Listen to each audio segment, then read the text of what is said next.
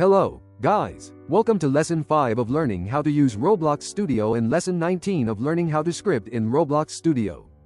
Today's lesson we are going to learn about the StarterGUI. StarterGUI is a special service in Roblox that controls what GUI, also known as Graphical User Interface, elements players see on their screen.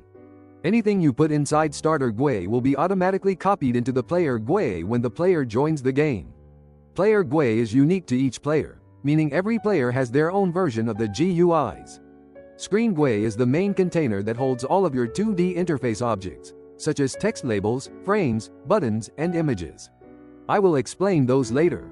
Screen GUI has to be placed under the StarterGUI. When a player joins the game, any screen GUI inside StarterGUI will be copied into their player GUI automatically.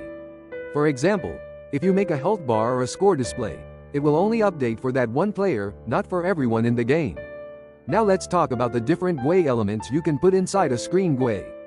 First, we have text labels. A text label shows text on the player's screen. You can change the text, font, size, color, and alignment. Text labels are perfect for showing information like a score, instructions, or messages. They are not clickable, so players cannot interact with them. Next is frames. A frame is like a container or a box that can hold other GUI elements. Frames help organize your GUI by grouping text labels, buttons, or even other frames together. You can change their size, color, transparency, and position.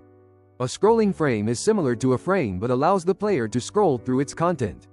This is useful when you have a lot of elements, like an inventory or a list, and the player needs to see everything using a scroll bar. Text buttons are clickable buttons that display text. Players can click them to trigger actions in your game. You can customize their text, font, size, and color, and add scripts to control what happens when they are clicked. Image buttons work like text buttons, but instead of text, they display an image.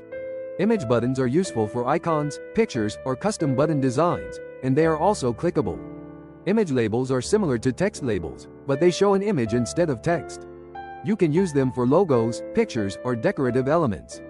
Image labels are not interactive. Finally, text boxes allow players to type text into them.